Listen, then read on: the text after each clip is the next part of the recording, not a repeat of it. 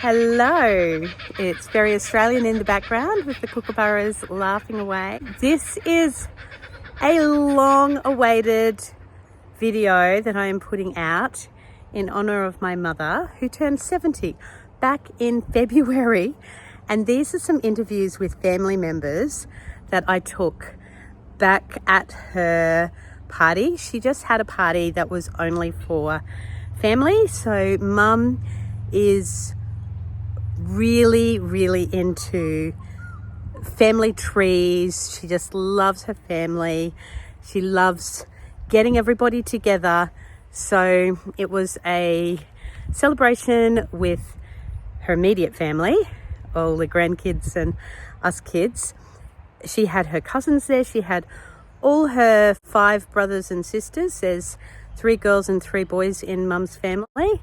We had a whole heap of my cousins, so Mum's nieces and nephews as well. I went around and I was asking people to tell some of their favourite memories of my mum. It is quite long, and that's even with me. Oh, there's kookaburras starting over in the trees opposite me again.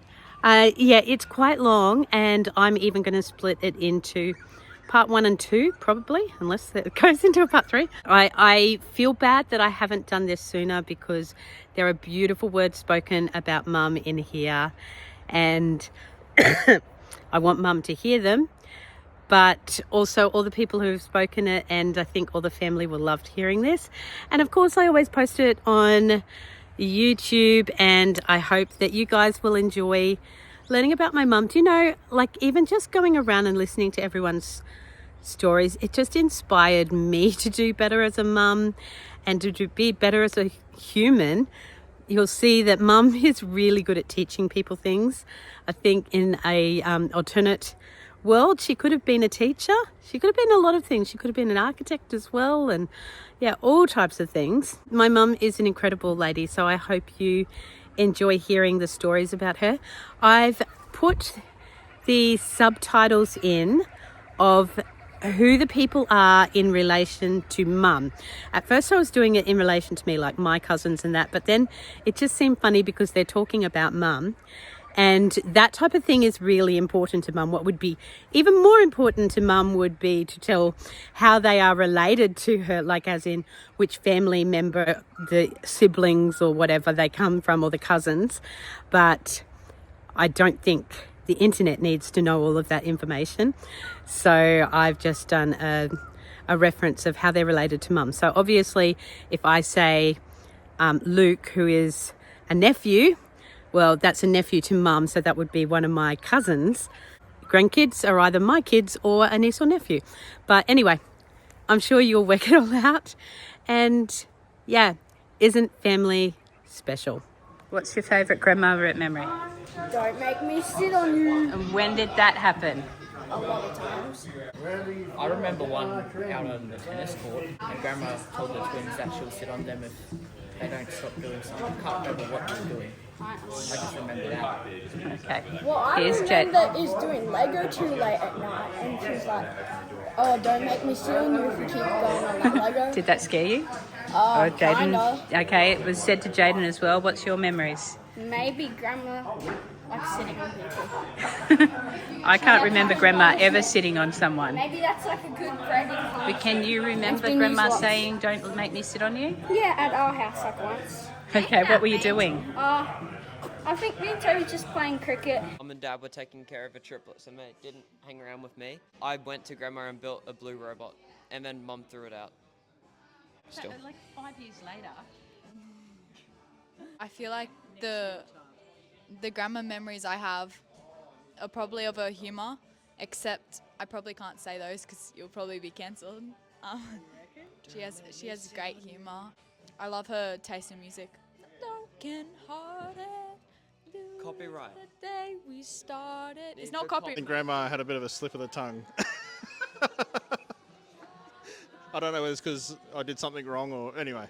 Something came up about swear words and I didn't know what they were or something, and Grandma was driving us home from school and she proceeded to educate me by going through every single swear word and the meaning and the origins of that swear word. She did that for us when we were kids.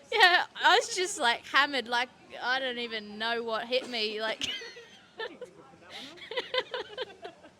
Yeah, and I don't remember them all. I was just traumatized.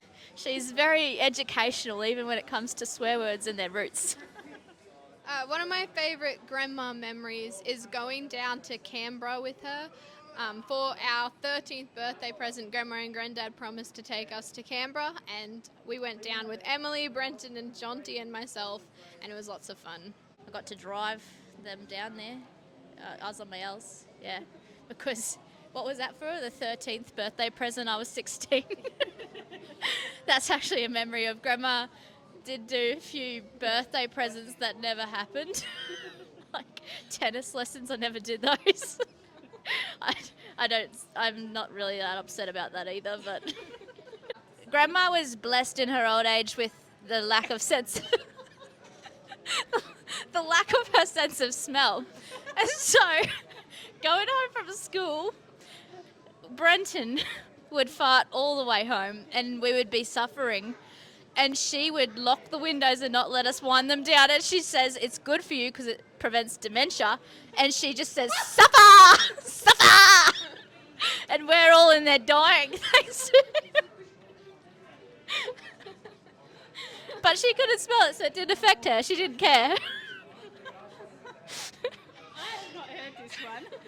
Because if you did it, you're just going to have to deal with it. Little me actually believed in her science about dementia stuff.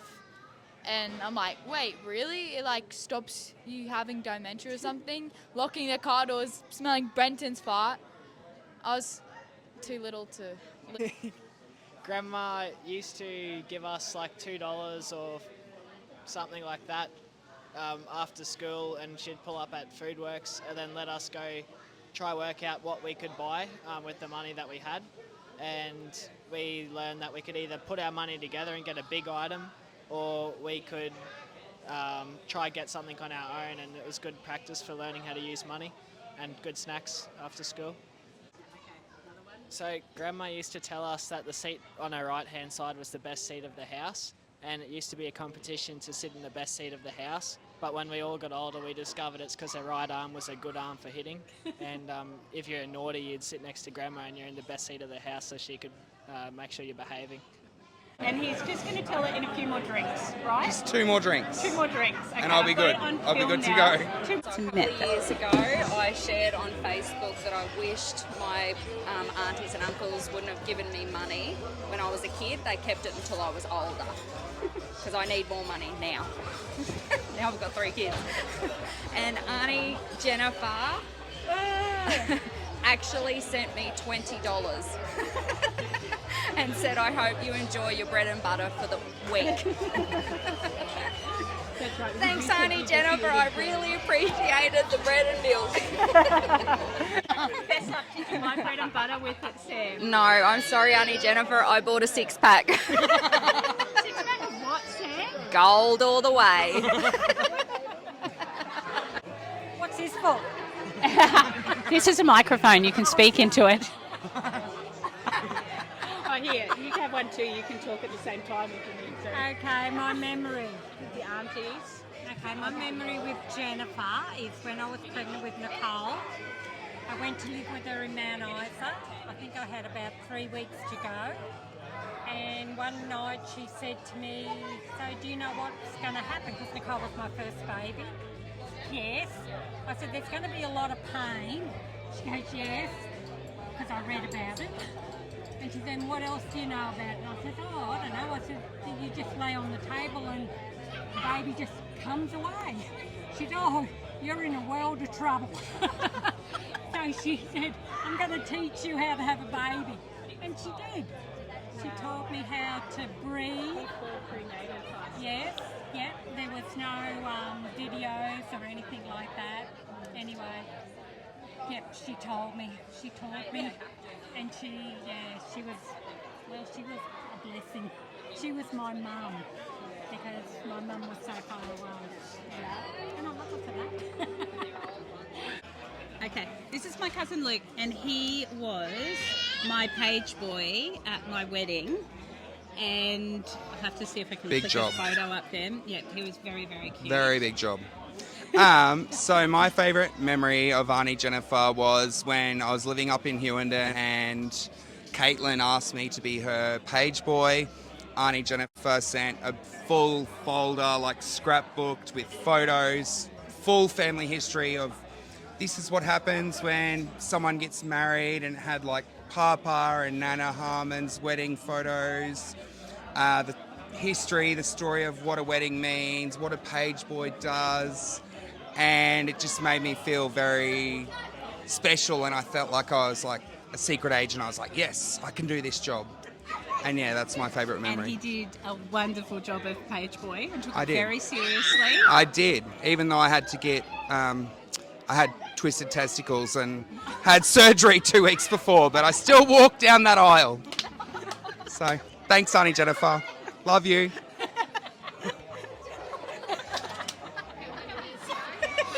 Uh, 27. Hey! I heard Alex say that. Yeah, 27. I remember as well, we had a little colouring in book and pad and that on the table, and you and Karina, who's not here, my other cousin, they were just like doing pictures all night long and sending them down to us. It was very cute. Yeah. Yeah, it was a very good page. It was good. Twisted test. Sorry. We have True good story. boundaries. Okay, bye. Said to be continued. Ah. And then after the wedding, she then compiled everything with all like wedding photos of your wedding, with like photos of us, photos of the wedding party. And So you still have that too? Yeah. Yeah. Yeah. Oh, that's cute. So I'll photocopy I didn't it even and know send that it you off. did that. Yeah. Yeah. See, that's why she's such a good auntie. And Yeah. The favourite Auntie Jennifer memory is, of course, the birthday cards and the Christmas cards. It's a fantastic job. I don't know how she remembers everyone's birthdays, Christmases, all every year in, year out. You do forget that, then all of a sudden you get a little card of surprise in the mail, and it puts a little bit of a smile on your face, So that's it. And I always used to remember her cooking back on the ostrich farm. So when we were living in Highfield, I didn't mind going out there when she had some cakes and stuff going around as a young fella. But that's my favourite Auntie Jennifer memories. Oh, that's lovely. Thank you. I insist on going first. You're the baby. I'll go second.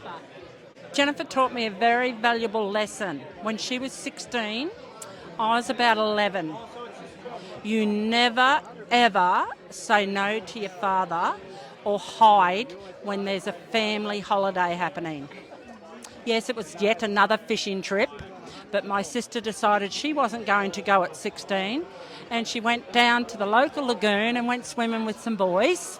Don't know if you know this, but you do now. And we found her, Mum and Dad did, and Mum went, Len, stay in the car, I will sort this out. So poor Mum had to hit her with a branch to make it fair so Dad wouldn't get out and kill her. So lesson learnt, when Dad said we're going fishing, we're going fishing. That's my memory. Jennifer remembers it too, even though she wouldn't want to admit it, but that's memory. So I never underhanded what Dad said. Well, I thought it was Dad that got the stick. No, it was Mum. Mum got the branch. But I was a lot younger than you, so I wouldn't remember. Yeah, you were a whole 9.5. My earliest non-memory is something I can't remember, but Jennifer has told countless times about, I don't know what age I was, but I was a baby, and she used to push me around the block in the pram, and people thought she was just pushing a little doll around, but I was actually a baby, and freaked a few people out when the baby actually moved and gooed and garred. But probably an earlier memory for me is when Mum and Dad went shearing and Jennifer take over the reins of looking after us kids.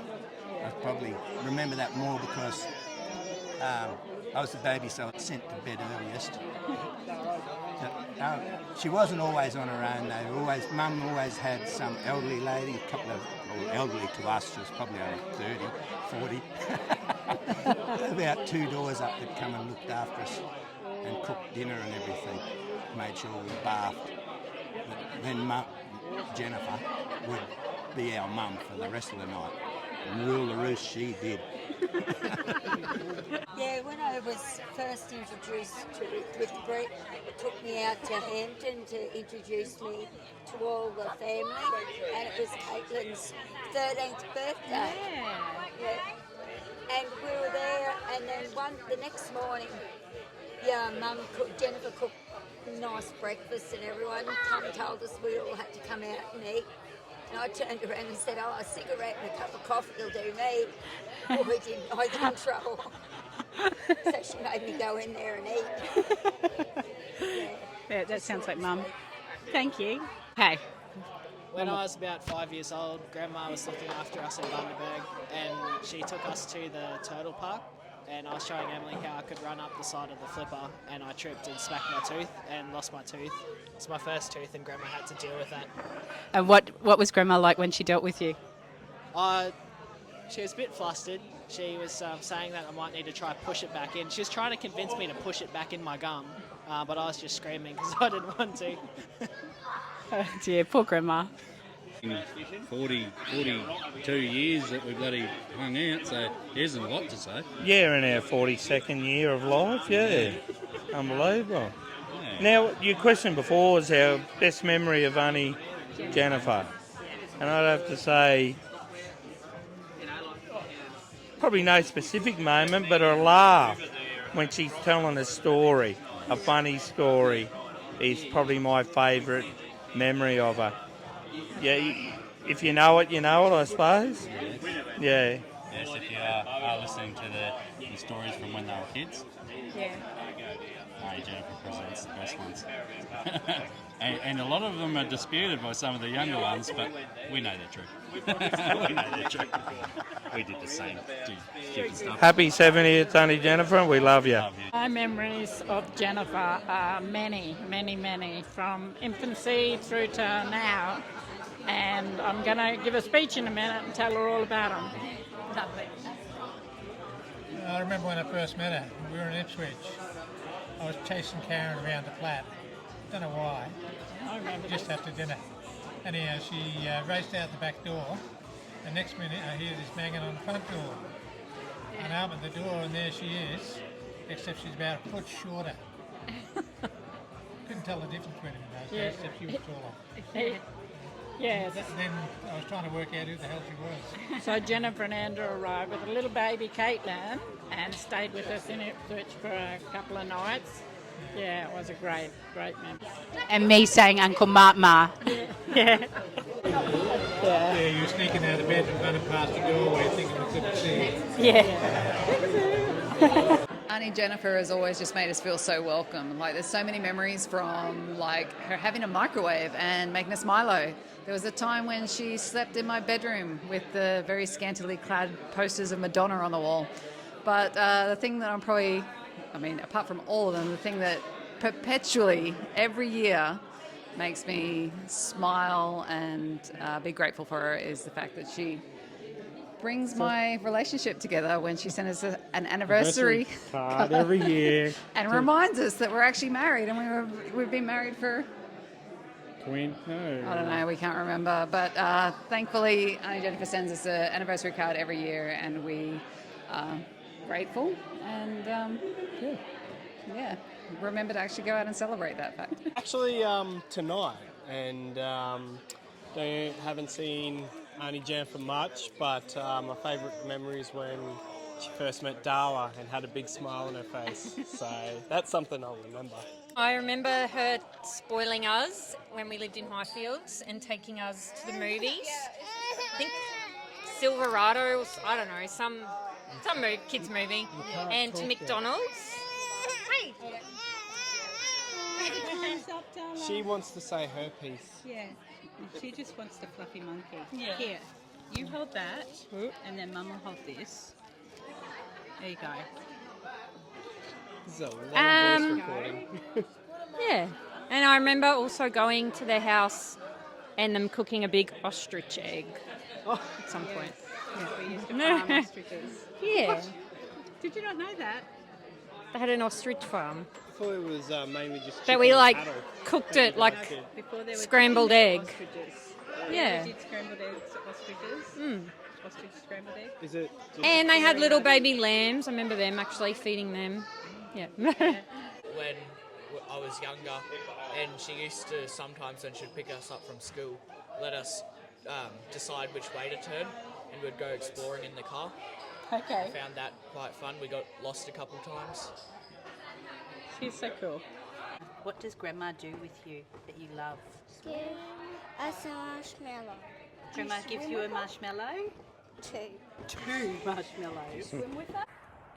Thanks for watching. Hey, if you're not subscribed and you've got to the end, I think that you might like a video that is about my Cancer Chronicles and how I'm living as a mother of 5 kids and surviving with cancer. But it's also like this video about living with family, life, love, and just trying to make the most of every day. And my little doggy is just here. Say hello, Roxy. Hey, Roxy, say hello. Say hello. You have to look at the camera. Roxy. Nope, she's gone.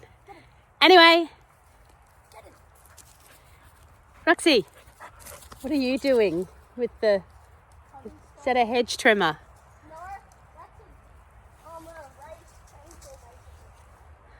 Okay.